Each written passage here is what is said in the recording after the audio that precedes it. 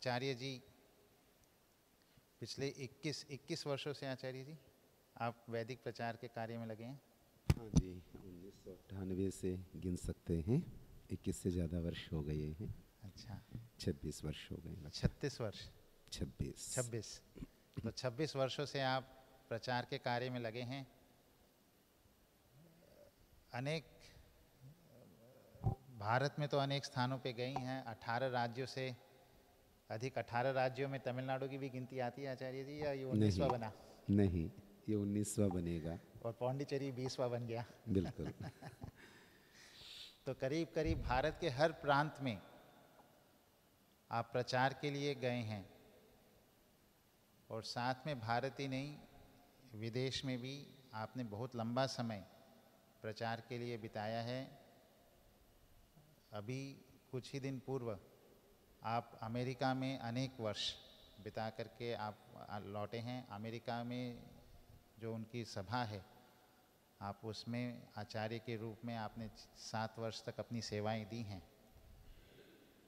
America जाने से पहले या प्रचार कार्य करने से पहले आप अध्ययन काल में गुरुकुल रेवली में आपका अध्ययन हुआ है, और अनेक स्थानों पर आपने अध्ययन किया है। दर्शन के आप विशिष्ट विद्वान हैं, दर्शन, आयुर्वेद, और इसी परंपरा में अन्य ग्रंथों के आप विशिष्ट विद्वान हैं। तो आप आचार्य हरिप्रसाद जी, अब आपका उद्बोधन होगा 8 बजे तक। मैं क्षमा चाहूँगा आचार्य जी, क्योंकि कुछ व्यवस्था इत्यादि को लेकर के मुझे एक बार बाहर जाना होगा। आचार्य हरिप्रसाद जी।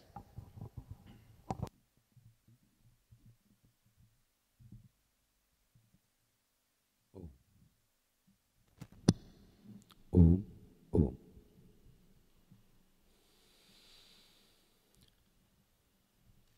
ओम विश्वानि देव सवितर्दुरितानि परासुव यद्भद्रं तन्न आसुव भोगास्तुङ्गतरङ्गभङ्गचपला प्राणाक्षणध्वंसिनः स्तोकान्येव दिनानि यौवनसुखम् स्फूर्तिक्रिया स्वस्थिरा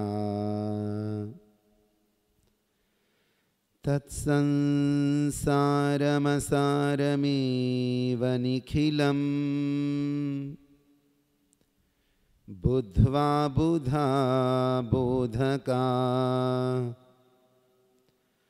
लोकानुग्रहपेशलेन मनसा यत्नः समाधीयताम्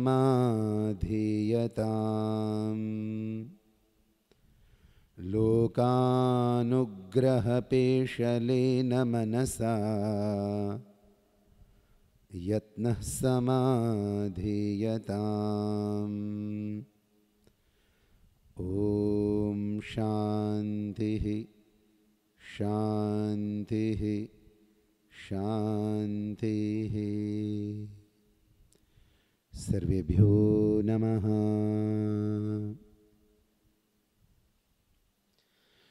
आदरणीय आचार्य जी एवं अंतेवासी गण, आज आप लोगों के मध्य में उपस्थित होकर बड़ी प्रसन्नता है। और जिस प्रकार से आप यज्ञ विधि को पूर्ण कर रहे थे और जिस प्रकार से मंत्रों का उच्चारण आप लोगों के द्वारा हो रहा था, ये सब देखकर सुनकर बड़ा अच्छा लगा। बहुत कम स्थानों पर शुद्ध उच्चारण देखने को सुनने को मिलता है। आपको मेरी बातें ठीक से समझ में आ रही है? सभी को ठीक है। तो जिस प्रकार आप लोगों के यहां अवग्रह चिन्हों का ध्यान रखा जा रहा है, समझते हैं छोटे बच्चे अवग्रह चिन्ह मतलब? हाँ बेटा, सही हो। अंग्रेजी का एस जैसा जो होता है उसको अवग्रह चिन्ह कहते हैं। जिस प्रकार मंत्रों के उच्चारण में अवग्रह चिन्हों का ध्यान आप लोग रख रहे हैं और जिस लयात्मक विधि से आप लोग मंत्रों का उच्चारण कर रहे हैं, सुनकर के बहुत ही अच्छा लगा। एक छोटा सा सुझाव बच्चों, इन सभी बातों के साथ साथ अल्प प्राण और महाप्राण वर्णों का थोड़ा सा ध्यान रखो। जानते हैं क्या छोटे बच्चे, अल्प प्राण किसको कहते हैं, महाप्राण किसको कहते हैं? मालूम है? नहीं? तो जब हम संस्कृत की वर्णमाला में चलते हैं और जब व्यंजनों में चलते हैं, स्वरों को छोड़कर व्यंजनों में चलते हैं, जिन व्यंजनों का नाम स्पर्श है, उन व्यंजनों में अक्षर कुछ जोड़ों में आते हैं, युग्म में, जोड़े में अक्षर आते हैं। जैसे क, ख, ग, घ, ऐसे जोड़े में आते हैं ना अक्षर। हाँ या ना? वर्णमाला तो आती है ना हम सबको जी। तो बड़े ब्रह्मचारी तो ठीक से समझेंगे ही।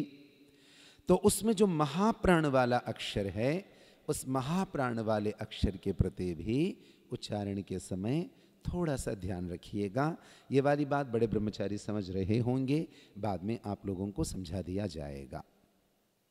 एक बात, तो ब्रह्मचारियों, आप लोगों के लिए संस्कृत शास्त्रों के अंदर कुछ विशेष शब्दों का प्रयोग होता है। जैसे बाहर की दुनिया में आप चले जाओगे, जो भी पढ़ाई करता है उसके लिए एक ही नाम है, और वो एक नाम है अंग्रेजी में स्टूडेंट। क्या नाम है? स्टूडेंट।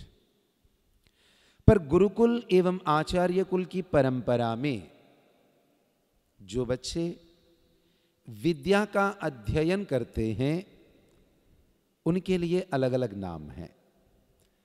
तो आप में से कोई कुछ नाम बता पाएंगे मुझे? हाँ जी। विद्यार्थी, अच्छा, हाँ जी। छात्र, ब्रह्मचारी, शिष्य, बहुत बढ़िया। और कुछ? जी। अर्भक नहीं, ठीक है। अध्येता जी, हाँ जी। द्विजः, बढ़िया। चलो, तो मैं बताना चाहूंगा एक दो नाम और। एक का नाम है वटु, एक का नाम है अंतेवासी। क्या नाम है? वटु और अंतेवासी। तो आप लोगों को बड़ा गौरव होना चाहिए। आप लोगों को क्या होना चाहिए? बहुत गौरव होना चाहिए। किस बात का गौरव?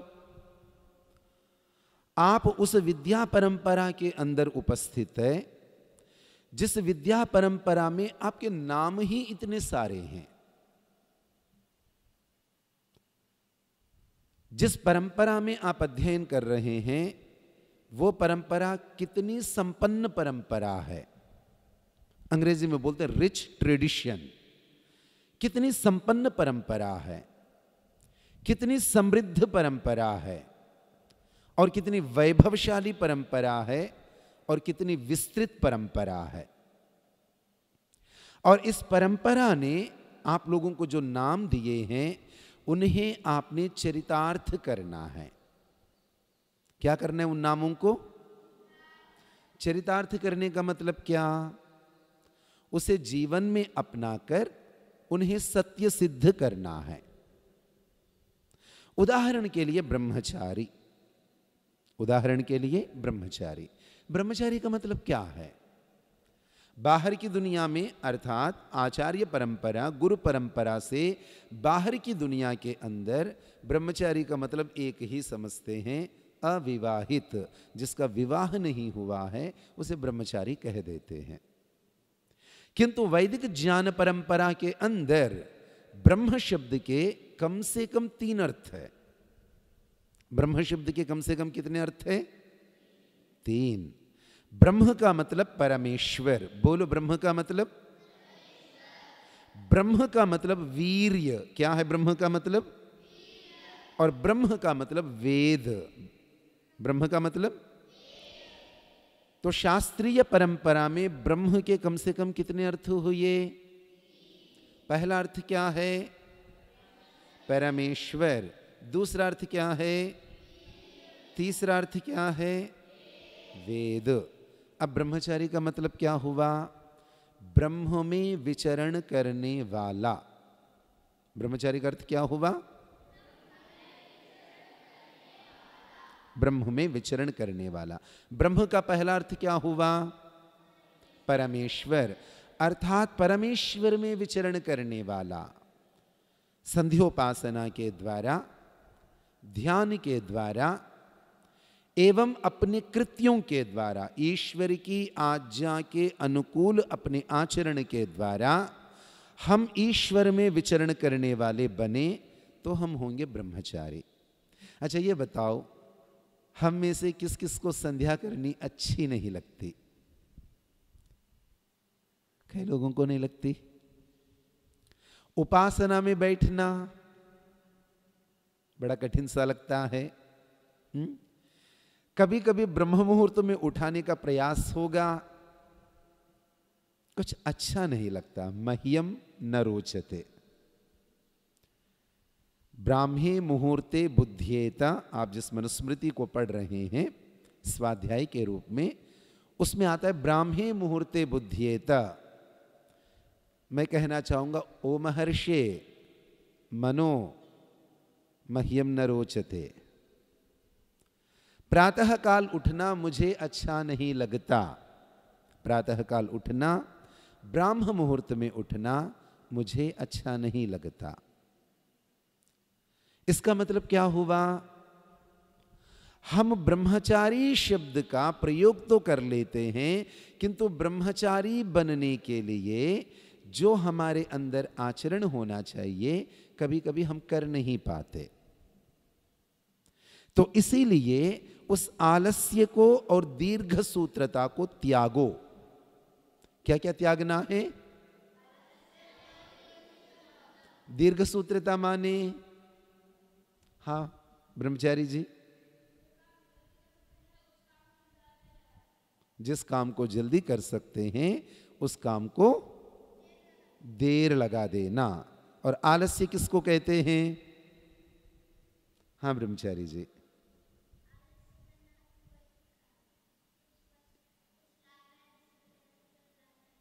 अच्छा, कुछ लाना दूसरी जगह से तो लाना नहीं, ठीक है।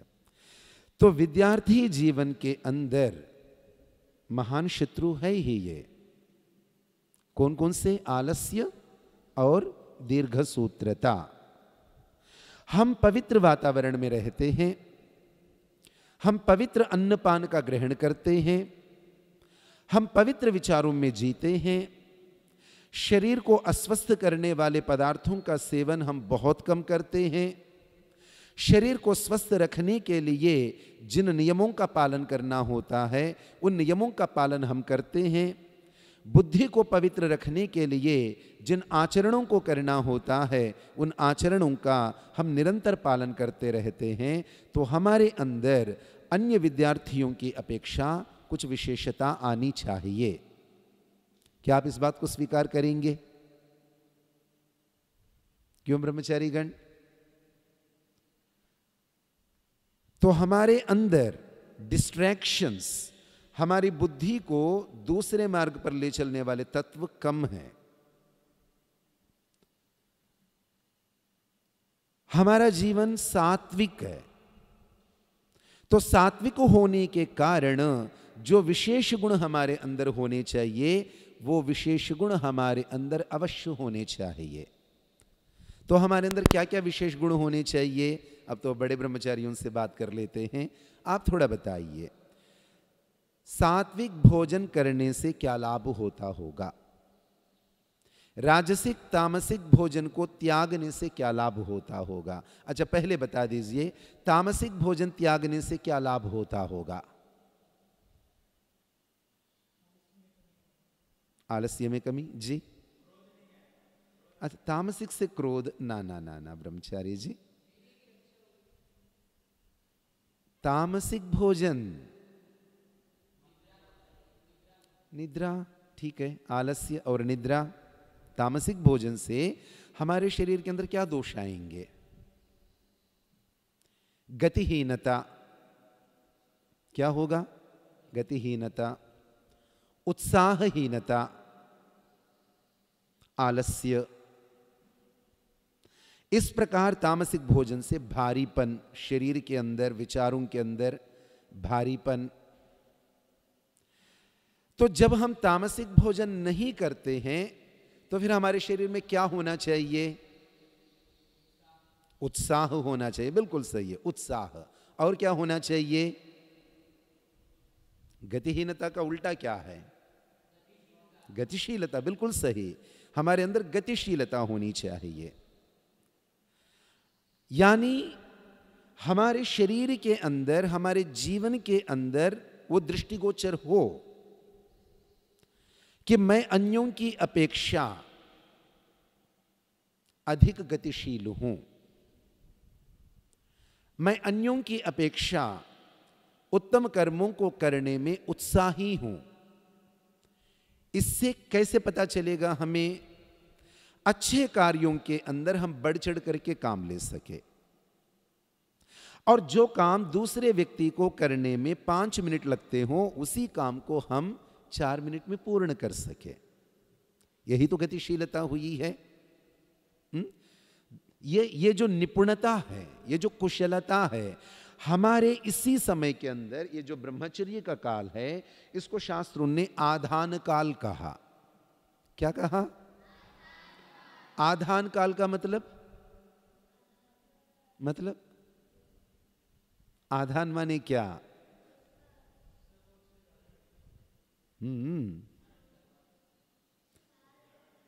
सहारा देना, सब ओर से धारण करना। और अच्छा, अथ अग्न्याधानम, क्या करते हैं हम? वो नहीं, वो अग्नि को प्रज्वलित करते हैं बेटा। अग्न्याधान में क्या करते हैं? ओम भूर्भुवः स्वर्द्यौरिव भूम्ना, इस मंत्र को बोल करके हम करते क्या हैं? जी, अग्नि का आधान करते हैं। कहते ना, पृष्ठे अग्निम अन्नाद्यम अन्नाद्याय आदधे, तो रख देना, धर देना। तो ये जो ब्रह्मचर्य का काल है हमारा, ये आधान का काल है। किस बात का आधान? विद्या का आधान, कुशलता का आधान, नैपुण्य का आधान, बोध का आधान, इन सभी का आधान हमारे जीवन में ब्रह्मचर्य काल में अवश्य होना चाहिए। तो यदि इस अवधि में, इस पीरियड में और इस साधारण आयु में, इस अल्प आयु में यदि हम इन चीजों को अपने अंदर नहीं लाएंगे तो बड़े होने के बाद में इन गुणों का आधान करना कठिन हो जाएगा। गृहस्थ जीवन के अंदर आपके पास समय की ऐसी सुविधा नहीं होगी। गृहस्थ जीवन में जाने के बाद में मनुष्य अनेक प्रकार की उलझनों में उलझ जाता है। विद्या एवं कुशलता में वृद्धि करने में उसे अनेक कठिनाइयों का सामना करना पड़ता है। किंतु आपकी जो आयु है ऐसी उत्तम आयु है। इस आयु के अंदर आप जितनी प्रकार की विद्याओं का, जितनी प्रकार की कुशलताओं का, जितनी प्रकार की निपुणताओं का आधान अपने चित्त के अंदर कर सकते हैं, अंतस के अंदर कर सकते हैं। आलस्य एवं प्रमाद को छोड़कर वो अवश्य करें। हाँ ब्रह्मचारी जी, आप दोनों मेरे सामने आओगे? आप दोनों आइए, आओ बेटा। हाँ हाँ वही, आप ही आ जाओ। नहीं आप नहीं बेटा, बैठो। दूसरी पंक्ति इधर से, तीसरा ब्रह्मचारी। आप आ जाइए, हाँ आइए, यहां पर बैठिए मेरे सामने। और दूसरी पंक्ति, दूसरे ब्रह्मचारी जी बैठिए, आप आ जाइए यहां।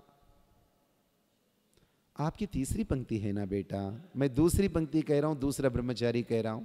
हाँ जी आइए, बैठिए जी बेटा, बैठो। अपने अंदर उठने वाले गुणों को पहचानो, अपने अंदर उठने वाले गुणों को, वृत्तियों को पहचानो। जीवन में कुछ समय ऐसा होगा, दिन का कुछ समय ऐसा होगा जब हमारे अंदर रजोवृत्ति का उदयन होना चाहिए। किस वृत्ति का? रजोवृत्ति, रजोगुण।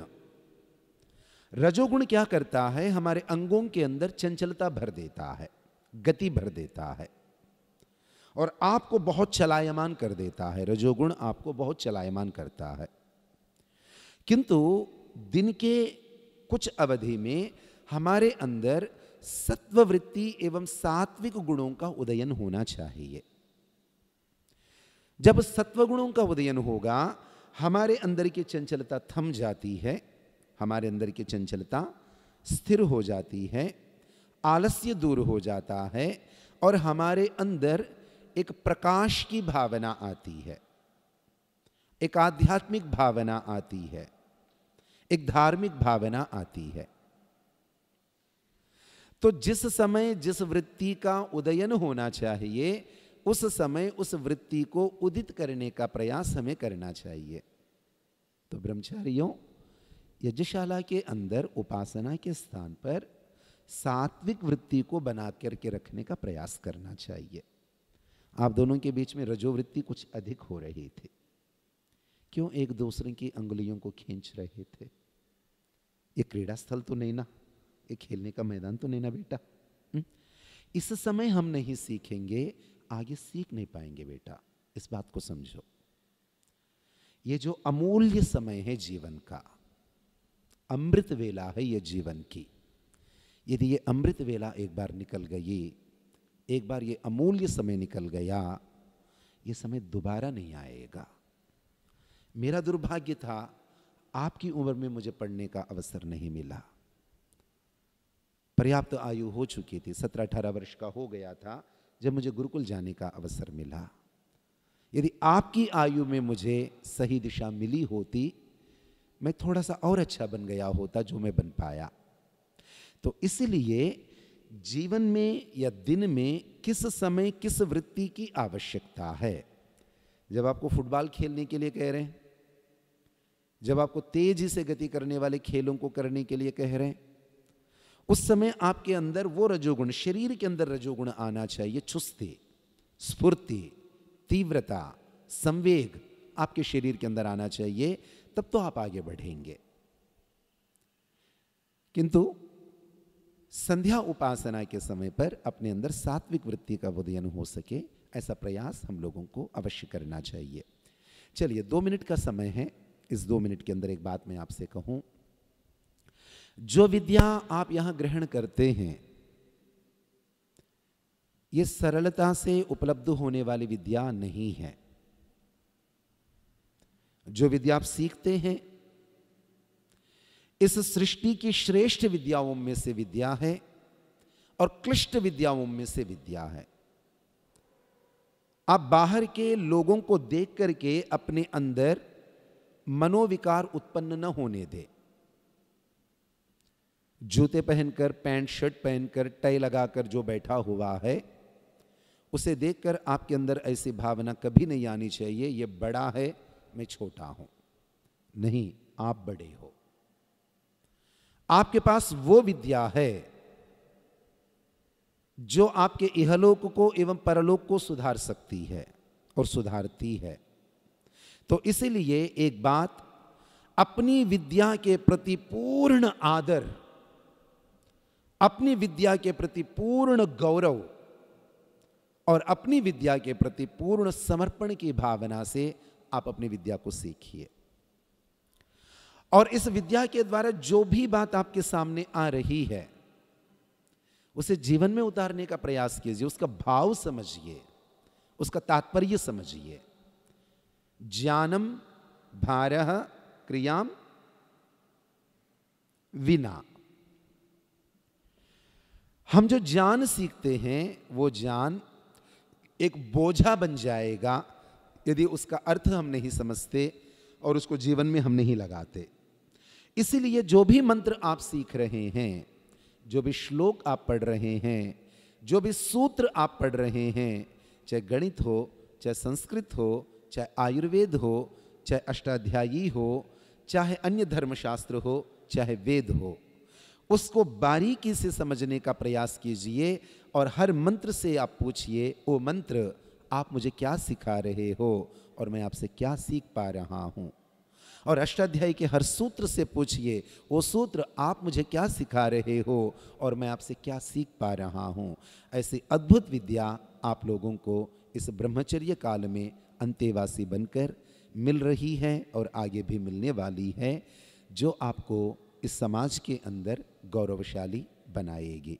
तो इतनी ही बातें कहकर अपनी वाणी को विराम देते हैं। आप सभी लोगों का ध्यानपूर्वक सुनने के लिए धन्यवाद। आचार्य श्री को धन्यवाद। ओम नमस्ते।